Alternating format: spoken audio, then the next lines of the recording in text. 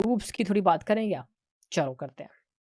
मैंने आपको बोला कि मैं आपको एक नंबर दूँगा n, इनपुट है, इसका मतलब ये आपको क्या करना है, आपको प्रिंट करना है 1 टू n।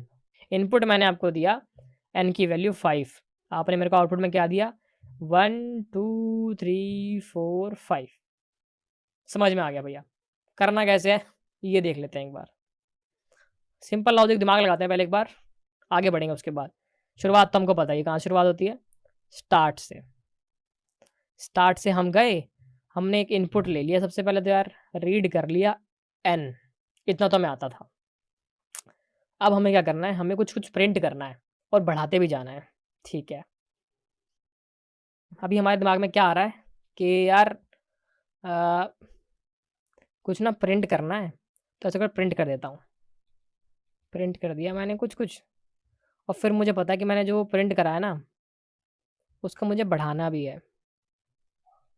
ये चीज़ समझ में आ रही है हमें? दोबारा समझते हैं। हमें कुछ कुछ प्रिंट करना है और उसको हमें बढ़ाते जाना है। देख रहे हो, एक से बढ़ता जा रहा है 1 2 3 4 5। पर करें कैसे ये समझ में नहीं आ रहा, बार बार कैसे करेंगे भैया, समझ नहीं आ रहा। अच्छा चलो थोड़ा सा और आगे चलते हैं, इसको मिटाते हैं एक बार। अगर हम इसको ऐसे कर दें कि मैं एक आपको नंबर देता हूँ कि चलो एक नंबर से स्टार्ट करते हैं। इस गिनती को प्रिंट करने के लिए हमें पता होना चाहिए हम कहाँ पहुँच चुके हैं, हमें पता होना चाहिए कब रुकना है। रुकना तो हमें चलो भैया समझ में आ रहा है कि चलो जब हम 5 प्रिंट कर लेंगे तो हमें रुक जाना है, ये हमें समझ में आ गया भैया, ठीक है। शुरुआत हमें 1 से करनी है, ये भी समझ में आ गया, ठीक है। तो अगर मैं एक नंबर ले लूँ, जिसको शुरुआत में 1 से कर दूँ और मुझे 5 पे रोक दूँ उसको, तो चलेगा? मैंने क्या बोला आपको? मैंने बोला कि मैं एक नंबर लेता हूँ 1 और मैं उसको बढ़ाता जाऊँगा और मैं उसको तब रोकूँगा जब वो n के बराबर हो जाएगा। तो यही तो क्वेश्चन था, एक नंबर प्रिंट करना था 1 से लेके n तक। एक नंबर प्रिंट करना था 1 से लेके n तक, 1 2 3 4 5। शुरुआत मैंने कर दी 1 के साथ और ख़त्म मैंने कर दिया n पे। ठीक है भैया, समझ आ रहा है इतना तो। चलो, तो मैंने एक नंबर लिया, नंबर इज इक्वल टू 1। चलो, रेक्टेंगुलर ब्लॉक, प्रोसेस डन। एक नंबर ले लिया, ये मैंने खुद इनिशियलाइज़ किया है, इनपुट नहीं लिया। इनपुट लेता तो मैं ऐसा बनाता, इस टाइप का इनपुट आउटपुट ब्लॉक। अब मैंने क्या बोला, मैंने बोला यार चेक कर ले एक बार कि क्या ये number is number less then n। क्या ये जो नंबर है ये n से छोटा है? दो चीज़ें होंगी, यस नो। अगर नंबर छोटा है तो ऐसा कर, नंबर को ना प्रिंट कर दे, ठीक है। अच्छा लग रहा है अभी तक सुनने में, ठीक है। और जब प्रिंट कर दिया है तो इसको आगे भी बढ़ा दे, number is equal to number plus 1। दोबारा समझते हैं इसको क्या हुआ। यहाँ पे n था जो कि 5 है, n इज इक्वल टू 5। तो उसके बाद ये नंबर इज इक्वल टू 1। अब आपने यहाँ पे चेक किया 1 लेस देन 5, ठीक है। तो आपने यहाँ पे चेक किया कि छोटा है, हाँ छोटा है। आपने यहाँ प्रिंट कर दिया, 1 प्रिंट हो गया यहाँ पे, बहुत बढ़िया। आपने नंबर को आगे बढ़ा दिया, अब नंबर इज इक्वल टू 2 हो गया, ठीक है। हमने 1 तो प्रिंट कर लिया, इतना समझ में आ गया। हमें 2 भी प्रिंट करना होगा, 3 भी प्रिंट करना होगा, 4 भी प्रिंट करना होगा, 5 भी प्रिंट करना होगा। तो हमें बार बार ये दो चीज़ें करनी होंगी, प्रिंट करके बढ़ाना होगा। जब भी कोई चीज़ बार बार करनी होती है तो हम लूप्स का यूज़ करते हैं। तो अब यहाँ पे क्या होने वाला है, आप यहाँ से उठ के दोबारा यहाँ जाएंगे, देखिए क्या होगा। आप number less then 1 less then 5 हुआ यहाँ पे, ठीक है। यहाँ पे प्रिंट हुआ, यहाँ पे नंबर आगे बढ़ गया। अब यहाँ से गया 2, 2 लेस देन 5, 2 फिर से प्रिंट हुआ, यहाँ पे 2 आ गया, 2 इंक्रीमेंट होके 3 हो गया। फिर आप ऊपर गए 3 लेस देन 5, यहाँ पे फिर 3 प्रिंट हुआ, फिर 3 ये 4 में कन्वर्ट हो गया। फिर आप ऊपर गए 4 लेस देन 5, फिर 4 प्रिंट हुआ, फिर ये 5 में कन्वर्ट हुआ, फिर ऊपर चला गया 5 लेस देन 5। यहाँ कुछ गलती है, इसका मतलब 5 लेस देन 5 तो होता नहीं है, तो आप नो में चले गए। बट हमें तो 5 प्रिंट करना है, इसका मतलब यहाँ पे number less than equal to n आना चाहिए। यहाँ पे number less than equal to n। अब आपने बोला 5 लेस देन इक्वल टू 5, आपने 5 प्रिंट कर दिया यहाँ पर, और यहाँ पर आपका ये हो गया ये पिछली बार 5 हो गया होगा, 5 + 1 6, 6 आपका ऊपर गया, 6 लेस देन इक्वल टू 5 नहीं, इसका मतलब रुकना है, यहाँ पे अंत करना है। समझ में आया? थोड़ा साफ कर देते हैं इसको।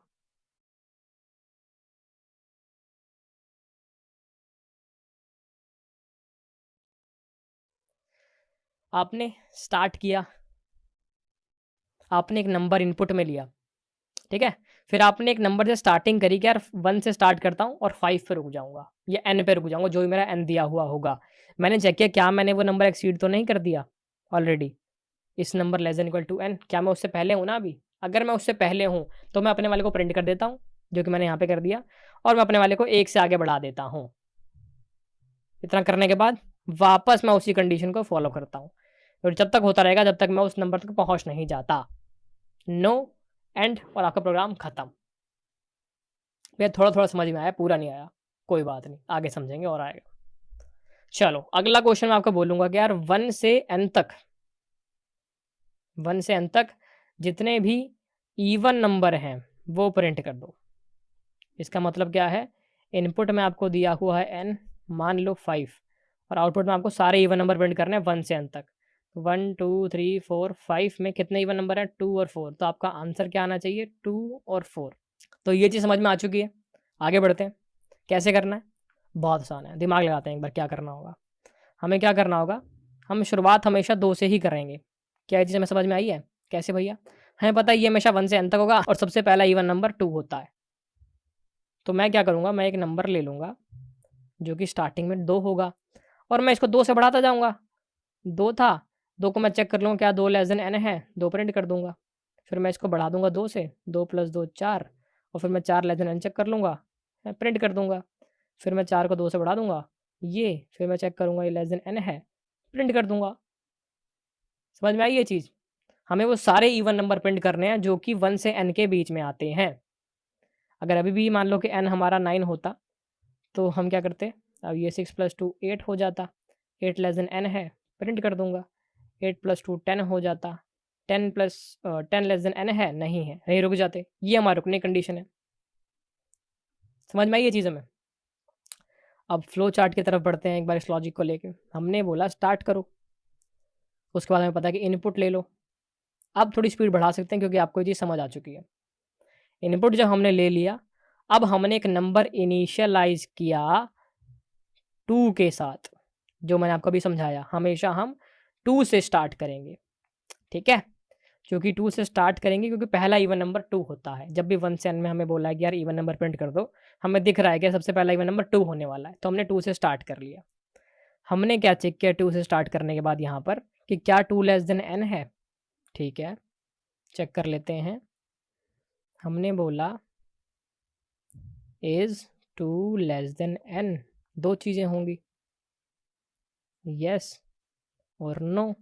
तो अगर आप 2 लेस देन n नहीं है, इसका मतलब रुकना है, तो हम क्या करेंगे, यहाँ पर एंड कर देंगे। हमने एंड कर दिया। अगर हैं, तो अगर आप 2 लेस देन n थे तो आपने 2 को प्रिंट कर दिया था। चलो प्रिंट कर देते हैं। प्रिंट, ये 2 नहीं आएगा, यहाँ पे नंबर आएगा यार, नंबर, प्रिंट नंबर। जब आपने नंबर प्रिंट कर दिया था, फिर आपने उसमें 2 इंक्रीमेंट कर दिया था। क्या मतलब है इस बात का? आपने बोला था कि number is equals to number plus 2। उसके बाद क्या किया आपने? इंक्रीमेंट करने के बाद फिर से कंडीशन चेक करी, यानी कि वापस उठ के आप यहाँ पर आ गए। ठीक है, वापस बार बार बार बार बार बार बार बार आप एक कंडीशन चेक कर रहे हैं, उसी को हम लूपिंग कहते हैं। लूप जब आएंगे आपको और मजा आएगा समझने में, बट यहाँ पे एक तरीके से आप लूपिंग कर रहे हैं। ठीक है, तो इस पर हम ड्राई रन करते हैं अपने एग्जाम्पल को दोबारा। चलो, ये आपका फ्लो चार्ट है। हम इसको n = 5 के लिए चला के देखते हैं एक बार। n = 5, तो ये एक ब्लॉक है, इसमें 5 स्टोर्ड है, इसको हमने n बोल दिया। ये एक ब्लॉक है जिसमें 2 स्टोर्ड है, इसको हमने नंबर बोल दिया। आगे बढ़ते हैं, नंबर लेस देन n, यानी कि 2 लेस देन 5, हाँ या ना? हाँ, यस। प्रिंट कर दो नंबर, आउटपुट में क्या आ गया? 2। Number equal to number plus 2, यानी अब नंबर में क्या हो गया? 2 की जगह 4 हो गया। आप यहाँ से उठ के वापस यहाँ गए, आपने चेक किया नंबर लेस देन n यानी कि 4 लेस देन 5, जी हाँ। आप नीचे आ गए, नीचे आके आपने बोला प्रिंट कर दो, आपने 4 प्रिंट कर दिया। आप नीचे आ गए, number equal to number plus 2, आपका जो नंबर है वो 4 की जगह 6 हो गया। आप ऊपर गए, आपने चेक किया 6 लेस देन 5 है, नहीं है, नो हो गया और ये एंड स्टेट पे आ गया। समझ आ रहा है भाई, अब समझ आ रहा है, ठीक है। तो इस तरीके से आपने इसको कर दिया, आपने सारे इवन नंबर प्रिंट कर दिए। होमवर्क में क्या करना है भैया हमें, होमवर्क में 1 to n के सारे ऑड नंबर प्रिंट करना है यार, जिसमें कि एक कैच है, याद रखना एक कैच है कि 1 और n जो है वो इंक्लूसिव है, कि इनको भी आपको कंसिडर करना है। ऊपर वाला जो एग्जांपल हमने किया उसमें कंसिडर नहीं किया है। मान लेते हैं कि अगर यहाँ पे n इक्वल टू 6 होता तो हमारा यहाँ पे 6 लेस देन 6 की कंडीशन में नो आके एंड हो जाता। तो ऊपर वाले एग्जांपल में 1 और n एक्सक्लूसिव थे, उनको कंसिडर नहीं किया है। आपको इंक्लूसिव रख के क्वेश्चन करना है। फर्क सिर्फ इतना आएगा, लेस देन की जगह less than equal to use करना पड़ेगा। कहाँ पे, ये आपको सोचना है, सोचना और ये होमवर्क में करना है एक बार, ठीक है। ये वाला करना है आपको एक बार। अगला क्वेश्चन करते हैं यार। अगला क्वेश्चन क्या कहता है, find sum from 1 to n, inclusive बोलते हैं इस बार हम, ठीक है। अगर मेरा n इक्वल टू 5 है तो मेरा आउटपुट जो कि सम है वो 1 + 2 + 3 + 4 + 5 होना चाहिए। 3 3 6 4 10 15 आंसर होना चाहिए, ठीक है। समझते हैं पहले कैसे करना होगा इसको, दोबारा दिमाग लगाते हैं। स्टार्टिंग हमें क्या दिख रही है, हमेशा स्टार्टिंग हमें 1 से करनी है। तो एक नंबर होगा जो कि शुरुआत में इनिशियलाइज हुआ पड़ा होगा 1 के साथ, और मुझे क्या दिख रहा है कि मुझे बस प्लस करता जाना है, बढ़ाते बढ़ाते, बढ़ाया प्लस किया, बढ़ाया प्लस किया, बढ़ाया प्लस किया, बढ़ाया प्लस किया। रुकना कहाँ पर है, रुकना है n पर। n की वैल्यू 5 है ना बेटा, तो यहाँ पे आपको रुकना है। दो चीज़ें मुझे दिख गई यहाँ पे, ऑब्जर्व कर ली मैंने। चलो इनका यूज़ करते हैं। पहले ड्राई रन करके दिखाते हैं आपको क्या लॉजिक लगाया हमने। हमने बोला n इक्वल टू 5 है, हमने बोला नंबर इज इक्वल टू 1 है। हमने क्या किया, सम को शुरू में 0 डाल दिया यार, ठीक है। अब देखो आगे क्या हुआ, हमने क्या किया, सम में नंबर प्लस कर दिया, 0 + 1, सम इक्वल टू 1 हो गया। और नंबर को हमने 1 से बढ़ा दिया, नंबर हमारा 2 हो गया। समझ में आई ये चीज़। फिर दोबारा हमने सम में नंबर प्लस कर दिया, सम था 1, नंबर था 2, और नंबर को 1 से बढ़ा दिया 3। ऐसे समझ में आएगा नहीं, थोड़ा इस तरीके से लिखते हैं, सम और ये नंबर और ये n। सम शुरू में 0 है, नंबर 1 है। हमने क्या किया, सम के अंदर नंबर प्लस कर दिया, 0 + 1 1 हो गया। नंबर को 1 से आगे बढ़ा दिया, 2 हो गया। 1 + 2 3 हो गया, 2 को 1 से आगे बढ़ाया 3 हो गया। 3 + 3 6 हो गया, 3 को आगे बढ़ाया 4 हो गया। 6 + 4 10 हो गया, 4 को आगे बढ़ाया 5 हो गया। 10 + 5 15 हो गया, 5 को आगे बढ़ाया 6 हो गया। 6 जो है 5 से बड़ा है, यहाँ रुक जाना है, आंसर आ गया 15। समझ में आ गई ये चीज़। अब इसको हम सॉल्व करके देखते हैं। स्टार्ट कर दिया, फिर इनपुट ले लिया, ये चीज़ तो हम समझ चुके हैं इसलिए इसको स्पीड में कर रहे हैं। उसके बाद हमने क्या किया, हमने एक नंबर लिया यार, उसको इनिशियलाइज कर दिया 1 के साथ। यहाँ पे देखा ना हमने, ये यहाँ पे इनिशियलाइज किया हुआ है। हमने इसको जब इनिशियलाइज किया 1 के साथ, फिर हमने कंडीशन चेक करी। अब यहाँ पे कैच है, हमने बोला था कि इंक्लूसिव यानी n को भी मान के चलना है, n को भी कंसिडर करना है, यानी कि ये 5 भी प्लस किया था ना हमने, इसलिए। तो हमने क्या बोला, क्या number less than equal to n है। लेस देन इक्वल टू क्यों लगाया, अगर लेस देन लगाता तो 5 लेस देन 5 गलत हो जाता और 5 कंसिडर नहीं होता। अगर लेस देन इक्वल टू लगाऊंगा तो 5 कंसिडर हो जाएगा। ये बात समझ में आ गई, इसलिए। चलो आगे चलते हैं। अब यहाँ पे क्या हुआ, दो चीज़ें होंगी, या तो यस है या तो नो है। नो मतलब हो गया भाई, रुकना है, पहुँच चुके हैं, एंड कर दिया। यस मतलब ठीक है भाई, यस मतलब क्या है कि भाई यार ये छोटा है, ये छोटा है। छोटे वाले केस में क्या करते हैं, सम कर देते हैं। तो हमने क्या बोला, छोटे वाले, ये यस यहाँ लिखना है यार, ये यस यहाँ लिखना है। छोटे वाले केस में हम सम कर देते हैं, हमने क्या किया, sum is equal to sum plus number, और इसके बाद हमने क्या किया था, सम करने के बाद नंबर को आगे बढ़ा दिया था। हमने बोला number is equals to number plus 1, ठीक है, और ये हम रिपीट करते रहेंगे। एक गलती है इसके अंदर, भैया आपने सम तो प्रिंट कराया ही नहीं, सम तो प्रिंट कराओ, सम तो प्रिंट कराओ। जब हमें पता लगे कि हमें रुकना है तो ख़त्म नहीं करना गुरुजी, पहले एक बार सम प्रिंट कर लो, प्रिंट सम, और फिर रुक जाना। तो ये था एंटायर फ्लो आपका सम करने का, सारे नंबर्स फ्रॉम 1 to n। देखो कैसे हुआ, आपने शुरुआत करी, आपने इनपुट लिया, आपने शुरुआत करी 1 के साथ, हमें पता है हमेशा 1 से n तक सम निकालना है, शुरुआत 1 से होगी। आपने चेक किया क्या 1 less than equal to n है, अगर हाँ तो भाई सम में, भैया सम तो इनिशियलाइज ही नहीं किया। यहाँ पर हमें क्या करना पड़ेगा, एक और गलती है कि हमने यहाँ पर सम इनिशियलाइज नहीं किया, यहाँ पे लिखेंगे सम इज इक्वल टू 0, तो यहाँ पे सम भी इनिशियलाइज हो गया। तो सम में सम प्लस नंबर, नंबर को हर बार इंक्रीमेंट कर दिया और हम पहुँच गए यहाँ पर। समझ में आ गया होगा। ये हमारा ड्राई रन हमने कर लिया था ऑलरेडी। एक और कर लेते हैं, मान लेते हैं n इक्वल टू 3 है, तो आउटपुट क्या आएगा, 1 + 2 + 3 6। चलो n इक्वल टू 3 है, ये n हो गया 3, सम हो गया 0 और नंबर हो गया 1, ठीक है, यहाँ से हो गया। हमने चेक किया number less than equal to n, number है क्या 1, ये रहा, less than equal to n, n क्या है 3, चल रहा भाई, ट्रू है। नीचे आओगे, सम में सम प्लस नंबर कर दोगे, तो सम में सम क्या है 0 और नंबर क्या है 1, 1 आ गया, तो यहाँ पे सम की वैल्यू 1 हो जाएगी, और नंबर में नंबर प्लस 1 कर दिया, नंबर अभी क्या है, नम की वैल्यू 1, 1 + 1 2 हो गया। 2 से आप वापस यहाँ गए, आपने चेक किया 2 लेस देन इक्वल टू 3, जी हाँ ट्रू है। फिर आप नीचे आए, फिर आपके सम की वैल्यू अपडेट होगी, फिर आपका नंबर अपडेट होगा, इस तरीके से आप आंसर निकाल लोगे। ड्राई रन करके देखना इसको। तो ये चीज़ हमें समझ में आ चुकी है। भैया एक होमवर्क, चलो इसी सेम लाइन पर एक और क्वेश्चन आप निकाल सकते हो होमवर्क में, वो है फाइंड फैक्टोरियल।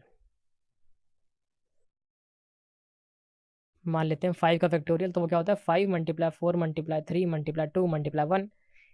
थोड़ा आंसर बताता हूँ, इसको मैं ऐसे भी लिख सकता हूँ 1 × 2 × 3 × 4 × 5, सेम चीज़ है ना। ये आपको फाइंड आउट करना है, कितना होगा 5 4, कितना होगा 5 4 20 23 60 62 120, ये आपका आउटपुट होना चाहिए, ये आपका इनपुट है n की वैल्यू। ये समझ में आ गया, ये आपका होमवर्क है, ये आपको करना है। अब चलते हैं वापस अगले क्वेश्चन की तरफ। ये हमारा लास्ट फ्लो चार्ट होगा, इसके बाद आपको होमवर्क दे दिया जाएगा। तो ये है चेक प्राइम, आपको चेक करना है कि गिवन नंबर जो है वो प्राइम है या नहीं है। इसका मतलब इनपुट में मुझे आपने n दे दिया है और मुझे आउटपुट में बताना है कि प्राइम है या नहीं है।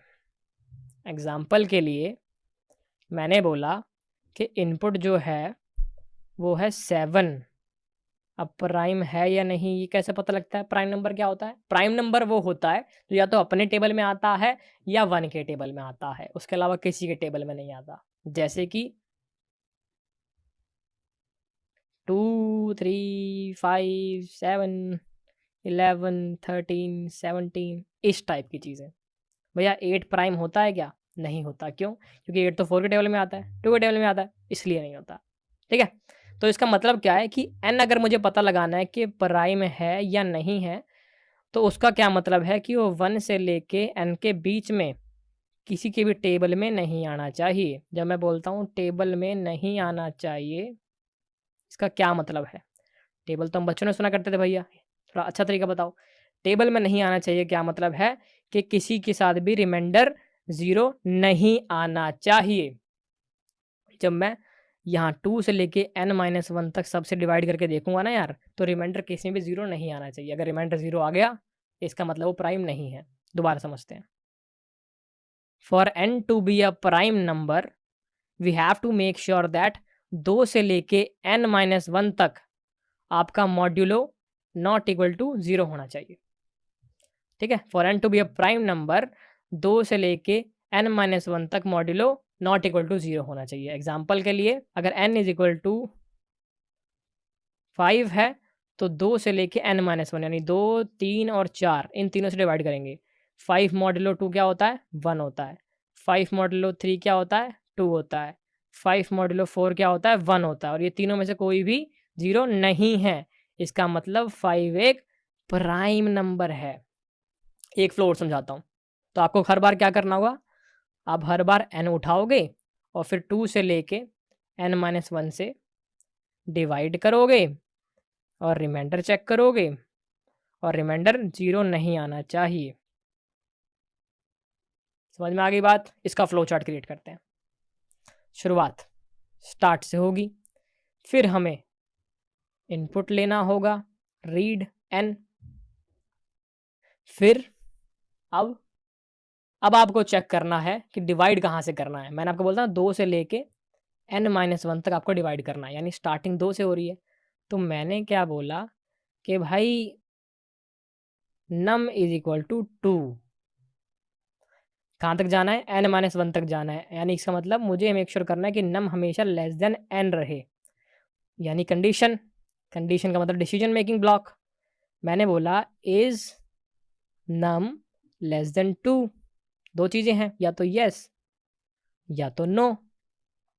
अगर num लेस देन 2 है, हाँ, अगर वो उससे कम है तो भाई डिवाइड करके चेक करो। तो मैंने चेक किया कि भाई इज num नहीं, डिवाइड किसको करना है? डिवाइड तो n को करना है, इस वाले n को। तो मैंने बोला इज चेक करो is n modulo num is equal to 0। ये चेक करो क्या 0 आ रहा है? एक होगा नो और एक होगा यस। अगर आ गया इसका मतलब प्राइम नंबर नहीं है। अगर आ गया यानी यस तो वो प्राइम नहीं है। मैंने बोला प्रिंट नो, नहीं है प्राइम नंबर यार। अगर नहीं आया तो इसका मतलब ठीक है यार, नहीं आया। अब अगले नंबर पे चलते हैं। आपने खुद सुन लिया, अगले नंबर पे चलते हैं का मतलब क्या है कि इस नम को मुझे बढ़ाना पड़ेगा। मैंने बोला num is equal to num plus 1। अगले नंबर पे आ गया। अब मुझे चेक करना पड़ेगा नंबर जो है ये एक्सीड तो नहीं कर गया इनको। वापस घूम के यहाँ आ जाऊंगा। तो ये इतना पार्ट समझ में आ गया। अगर ये नंबर जो है, ये नंबर लेस देन 2 क्यों लिखा मैंने? यहाँ लेस देन 2 नहीं आएगा, ये नंबर लेस देन n आएगा यार। n गलती, छोटी सी गलती हो गई। पहले मैंने चेक किया कि यार रुकना तो नहीं है, और फिर मैंने चेक किया कि यार प्राइम नंबर तो नहीं है। हमें दोनों चीज़ें चेक करनी है, क्या मैं इस सीरीज के आगे तो नहीं चला गया, और दूसरी चीज़ की प्राइम नंबर तो नहीं है। ठीक है, ये बात समझ में आ गई। अब इसका मतलब देखते हैं एक बार। अगर ये n से बड़ा होता है यानी रुकना है, अब हो गया, रुकना है। अब इतनी देर तक आप घूम घूम के पूरा ये फ्लो देख चुके हो, अब रुकना है, इसका मतलब कोई भी आपको डिवाइड नहीं कर पाया है। मतलब अब इतनी देर तक आप घूम घूम के पूरा आ चुके हो, इसका मतलब है किसी के साथ भी रिमाइंडर आपका 0 नहीं आया, कोई भी आपको फुली डिवाइड नहीं कर पाया रिमाइंडर 0 के साथ। इसका मतलब आप एक प्राइम नंबर हो। Print prime. ठीक है, तो आपने एंड स्टेट बनाई और इस एंड स्टेट में इसको भी घुसाया और इसको भी घुसाया। इसको समझते हैं दोबारा। आपने शुरुआत करी, आपने एक नंबर इनपुट में लिया, आपने स्टार्टिंग करी 2 से। 2 से क्यों करी थी भैया? क्योंकि हमने बोला था कि प्राइम नंबर या तो सिर्फ अपने टेबल में आता है या 1 के टेबल में आता है, यानी कि अगर बाकी किसी से भी मॉडुलस होगा या बाकी कोई भी उसको डिवाइड करेगा 1 या n को छोड़ के, तो मॉडुलस कभी 0 नहीं आएगा। ठीक है, दोबारा समझते हैं अगर आपको समझ नहीं आया तो। अगर मैं बोलता हूँ 5 के बारे में, तो 1 2 3 4 5 में सिर्फ 1 और 5 ही हैं जो n5 को फुली डिवाइड कर पाएंगे, जिसमें रिमाइंडर 0 आ पाएगा। 2 3 और 4 ऐसे हैं जो इसको नहीं कर पाएंगे, रिमाइंडर नॉट इक्वल टू 0 होगा, तभी 5 एक प्राइम नंबर है। और 6 की अगर बात करूं तो 1 2 3 4 5 6, यहाँ पे 1 और 6 तो इसको डिवाइड कर ही पाएंगे हमेशा की तरह। ठीक है, रिमाइंडर इक्वल टू 0। तो यहाँ पे 2 इसको जब कर पा रहा है तो इसका मतलब है कि भाई ये प्राइम नहीं है, नॉट प्राइम नंबर। ठीक है, अब इसके ऊपर चला के देखते हैं हमारा एग्जाम्पल। मैंने बोला कि n इज इक्वल टू 5 है, n इक्वल टू 5 है, नंबर इक्वल टू 2 से हमने स्टार्ट किया। आप लॉजिक समझ चुके हैं 2 से क्यों किया। पहले मैंने चेक किया कि यार मैं लिमिट पे तो हूँ, मतलब लेस देन n हूँ कि नहीं। अगर हाँ तो भाई 2 लेस देन 5 है। फिर नीचे गया, यहाँ पे n को हमने मॉडुलस किया नम से, n है 5 मॉडुलस 2 से किया 1 आ गया, ठीक है। इज इक्वल टू 0 नहीं है तो नीचे आ गया, नम को आपने बढ़ा दिया। ऐसे करके आपने 2 से लेके n-1 तक, 2 से लेके n-1 तक सबसे डिवाइड करके चेक किया। किसी के साथ भी अगर रिमाइंडर 0 आ जाए, जैसे कि यहाँ पे रिमाइंडर 0 आ गया, तो आपने बोला कि भाई प्राइम तो नहीं है ये, ठीक है। और अगर आपने पूरी सीरीज रीच कर ली, अगर आपने इन सबसे डिवाइड करके देख लिया, किसी के साथ भी नहीं आ रहा, आप आगे बढ़ चुके हो, यहाँ पर पहुंच चुके हो, तो भाई ये तो प्राइम नंबर है, और आप खत्म कर देते हो। समझ में आ चुकी है ये बात, ठीक है। तो ये कुछ फ्लो चार्ट्स के बारे में था। आपके लिए कुछ होमवर्क के क्वेश्चंस हैं, वो यहाँ पर डल जाएंगे। ये पूरी जो शीट है जहाँ पर मैं टाइप कर रहा हूँ, ये आपको डिस्क्रिप्शन में मिल जाएगी, कि जो भी आपको एज अ नोट्स इसको यूज़ करना हो तो आप इसको यूज़ कर सकते हो आपके रेफरेंस के लिए, ठीक है। हमने समझ लिया कि यार फ्लो चार्ट क्या होता है, हमें समझ में आ गया कि कंडीशन कैसे लगाते हैं, हमें समझ में आ गया कि लूपिंग किस तरीके से हो रही है, हमें समझ में आ गया इनपुट कैसा होता है, आउटपुट कैसा होता है, प्रोसेसिंग कैसे होती है, रुकना कब होता है, कोई नंबर इनिशियलाइज कैसे करते हैं, ये सब समझ चुके हैं हम। हमने देख लिया कि सूडो कोड कैसे लिखा जाता है, ठीक है। अब हम बात करते हैं प्रोग्रामिंग लैंग्वेजेस के बारे में, प्रोग्रामिंग लैंग्वेजेस के बारे में हम बात करेंगे सिर्फ दो चीज़ों की, व्हाट क्या होता है भाई ये, और वाई कि क्यों चाहिए भाई ये दोनों चीज़ें। उसके बाद हम इस लेक्चर को ख़त्म कर देंगे। आप एक 2 मिनट का ब्रेक ले लो, मैं भी ले लेता हूँ, फिर मिलते हैं। तो अब स्टार्ट करते हैं प्रोग्रामिंग लैंग्वेजेस के साथ, कि प्रोग्रामिंग लैंग्वेज होती क्या है। एक छोटा सा ओवरव्यू ले लेते हैं, ठीक है। डेप्थ में नहीं जाऊंगा, टू द पॉइंट जो पूछी जाती है सिर्फ उतनी बातें हम करने वाले हैं, ठीक है।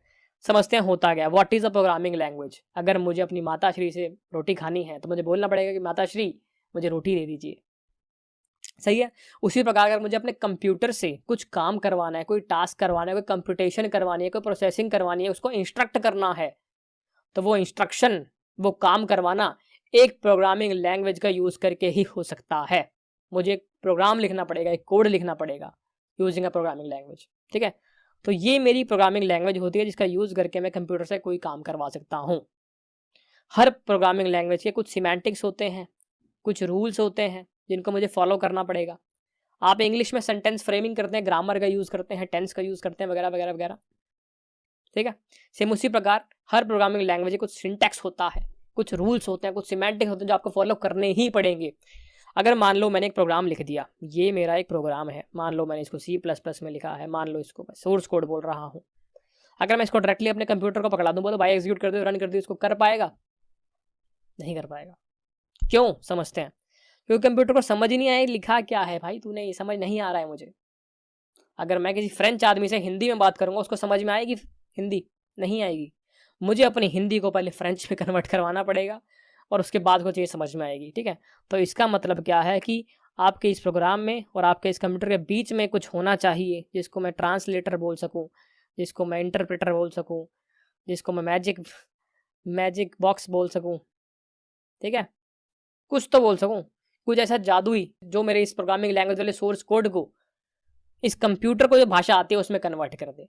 कंप्यूटर को कौन सी भाषा आती है? 0 और 1 समझ में आते हैं, इसको हम बाइनरी लैंग्वेज बोलते हैं, बाइनरी लैंग्वेज। तो मुझे क्या चाहिए कि भाई मेरे सोर्स कोड को कोई एक डब्बा पड़ा हो, कुछ एक जादू की छड़ी हो जो बाइनरी लैंग्वेज में कन्वर्ट कर सके, जिसको हम बोलते हैं कंपाइलर। समझ में आ गई ये चीज? तो हमें नीड है कंपाइलर की जो हमारे सोर्स कोड को पकड़कर ट्रांसलेट कर दे एक ऐसी भाषा में, बाइनरी लैंग्वेज में, जो हमारा कंप्यूटर समझ सके। जब हमारी बाइनरी लैंग्वेज वाली फाइल, जिसको हम एग्जीक्यूटेबल फाइल भी बोल सकते हैं, इसको हम क्या बोल सकते हैं? एग्जीक्यूटेबल फाइल भी बोल सकते हैं, तैयार हो जाएगी, इसको मैं कंप्यूटर को पकड़ाऊंगा तो हमारा कंप्यूटर इसको रन कर पाएगा।